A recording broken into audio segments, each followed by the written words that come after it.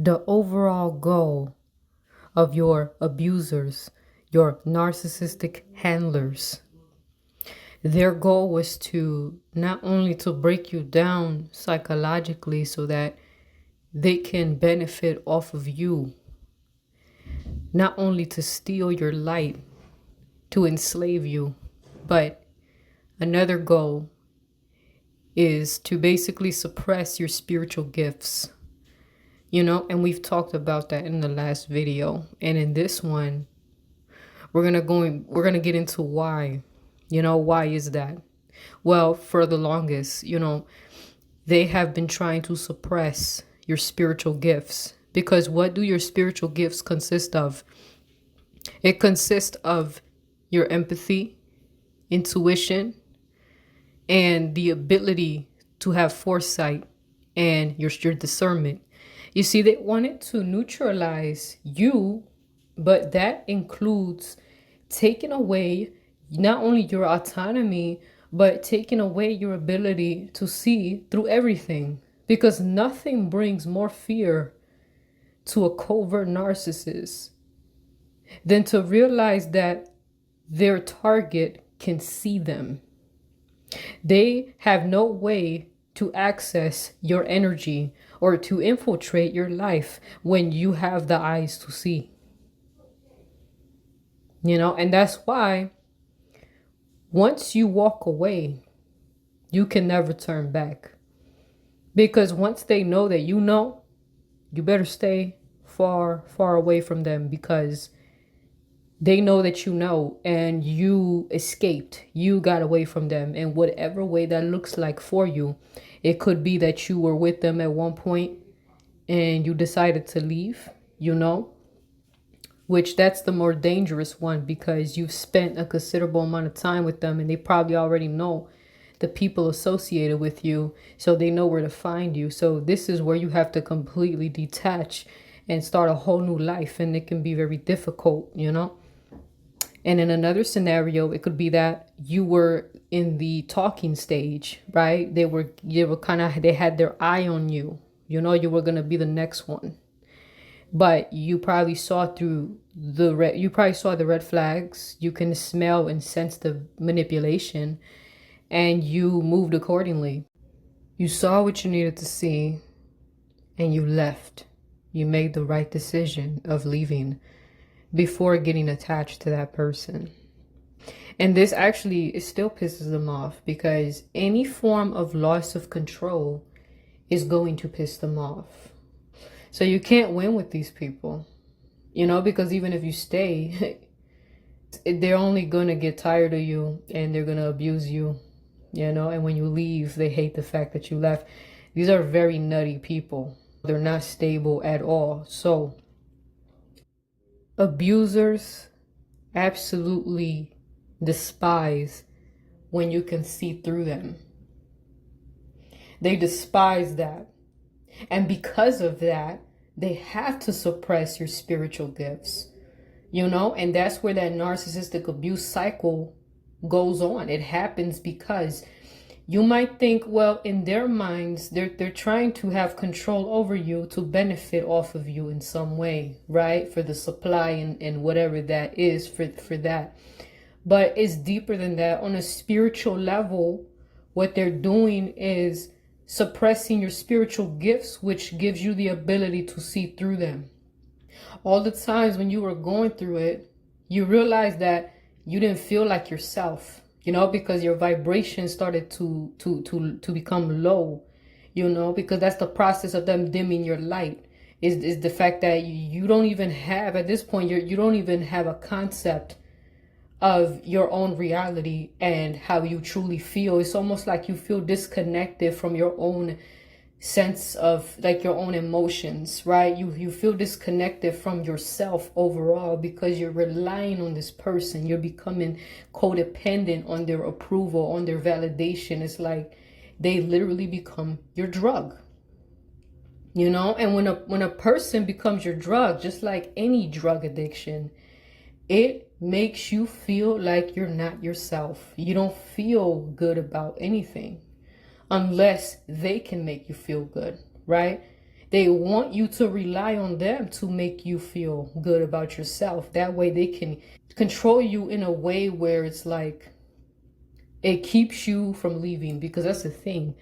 Not only do they hate the fact, they hate when you leave them, right? But they hate that you can see through them, because in order for you to run away from them, you would have to be able to have very sharp discernment. You would have to, again, it goes back into your spiritual gifts, which does include intuition. Now, empathy is also a part of that.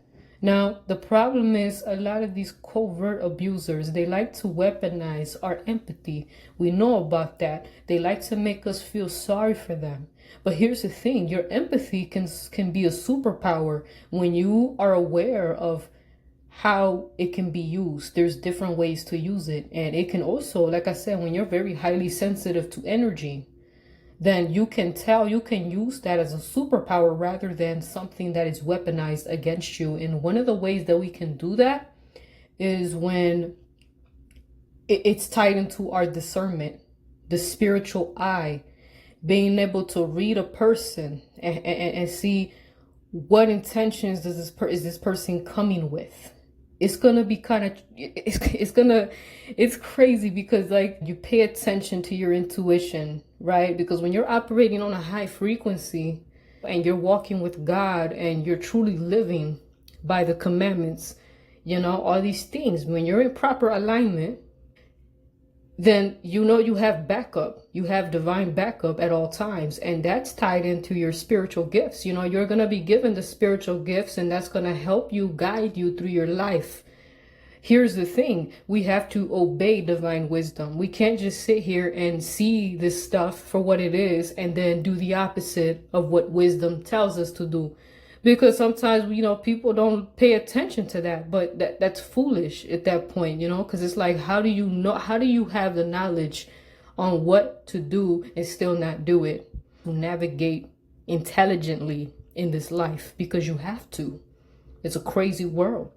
You don't have time to be making mistakes like that, because any mistake like that can cause you to lose everything. Not only the financial and the physical aspect of losing things, but you know, also your spiritual gifts, because your spiritual gifts is connected to everything. Your ability to see things for what it is, your clarity, your sanity is connected to the brain, right? And then there's a connection between that and the ability to sense all types of different types of presences that try to come into your life. You know, you could sense the presence of dark or light, and it's important to see, because you're gonna have a lot of weird characters coming into your life, you know. Now, abusers hate when you could see right through them. Why do you think they always want to, you know, take advantage of a person's vulnerability? Why do you think they always like to capture their targets when their targets are in a very difficult position in life? They always target the vulnerable. Always. Because that's when your energy is at its lowest, which means that you're not really paying attention to what's around you. You don't really have as much clarity if you're going through something tough, at least for the most part. And that's why they did what they did. Think about all the times that you've gone through a traumatic experience. You notice that when they found you during a very vulnerable time. That's not a coincidence, because they know that when you're vulnerable, that's when your spiritual gifts are most likely, they're laid dormant. They're there, but they're not really heightened. You know, it's not really activated like that. And so they want to get you before you start to go through your spiritual growth journey and you start to discover that you are who you are. You see, they want to get you before that happens. That's why a lot of us, you know, we've been through what we've been through. These abusers absolutely hate when you can see right through them. And once they capture you, that abuse goes on. It has to happen. The narcissistic abuse cycles has to continue to go on, because They have to break you down piece by piece because they have to prevent those spiritual gifts from activating. Now, in their minds, consciously, they may not be aware that you have spiritual gifts. Now, sometimes they can. Like if you're dealing with a spiritual narcissist, they pretty much know, because they know that if those gifts become active, that's going to destroy their whole operation. You know, they see you as someone that is a threat to their ability to live, because in their minds, you might be thinking, wait, but all they're doing is destroying people. Yeah, exactly. That's how they live. That's how they thrive. They thrive off of the destruction of innocent lives in whatever way that shows for them. A lot of times it's just stealing energy, stealing resources, stealing all types of stuff. Again, they cannot have you with that vision. They cannot have you with the ability to see them, because they know that when you have eyes like that, you will destroy their entire operation. And on a larger scale, it's a threat to Diablo, because Diablo is using these covert abusers to basically break down as many people as possible. They can't have us in the state that we're in right now. You have the courage to speak, to speak on all these different things that you've experienced, and also in real life, actually protecting other people that could have been destroyed by this individual. You look back at some of your experiences when you've been groomed, when you've been going through what you've been going through, and you realize, like, how the hell did that just fly over my head? Or you knew that there was something off about a certain gesture or a certain remark that they made, or something that they did that was weird, but they gaslighted you into thinking that that's not what that was, that it was something else. So again, that's why they try to attack us while we're young, because when you're young or vulnerable, you're not paying attention to these things, because your mind is not fully developed. So that's why they like to do that, and that's the process of grooming. To the point that by the time you become older, they were hoping that they could enslave you. This is why they try so hard to break us down, especially the mind, because the mind is a complex thing. And if they can break down every aspect of us psychologically, it would actually, it will spill over into our spiritual gifts, and we won't be able to know what is what anymore. Now we rely on them to tell us what is what, what's left, what's right, what should I, how, it's like you start to adopt. This is where enmeshment happens. Now you become an extension of them. That's what they wanted, but at the same time, they get tired of that. And then that's when they start to devalue you. And now they're looking for something else that they can mold, because they want that constant, they want that constant supply. They want to dominate the supply, make them into whatever they want them to, and then it gets to a point they get bored with it. It's like, yeah, they already accomplished that conquering and colonizing this person or whatever, right? And they move on to the next one. That's how they move. That's it. That's not love. That's just pure domination that serves to stroke their pathetic, fragile ego. That's really it. Just because, why? Because they were deprived of love. So were we. And guess what? We became spiritual warriors as a result, because that level of psychological and spiritual warfare is intense. It's very intense. If you've ever thought about offing yourself at any moment in your life as a result of all this mind fuckery, then you have overcame a lot of adversity, and you have a lot of strength, and now you carry a lot of wisdom. And your spiritual gifts will activate as you heal. You start to see clearly. You start to see, now you can sense it. You know what I mean? It's not paranoia when you've healed from it, and now you know what it is. And you don't care about calling it out. But I find that the best way to handle this, if you ever encounter a person like this that has these red flags, don't tell them that you know. Just act like you don't know, but disappear from the scene, because you know what it is. But you never want to let a narcissist or an abusive person know that you're onto them, that that you can see this and you can see that. Man, fuck all that. Just be glad that you can see it, and quietly leave before it escalates into some deeper, stuff that, you just don't want to get involved in that. You don't want to get entangled into their web, because that's what they do. They want, but this is the beautiful thing about being awakened. This is the beautiful thing about being a survivor of narcissistic abuse, is that now your gifts, most likely at this point, when you're in the healed stage, your spiritual gifts are active now.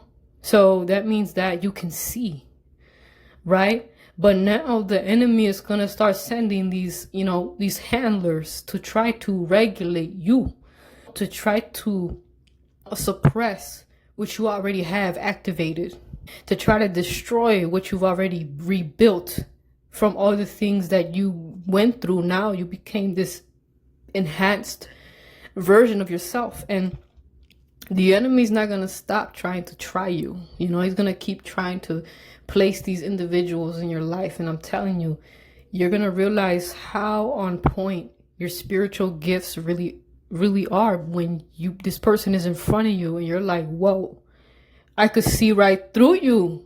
I could see everything. It's like you can read them like a book, but you don't have to tell them that. Don't tell them that you know.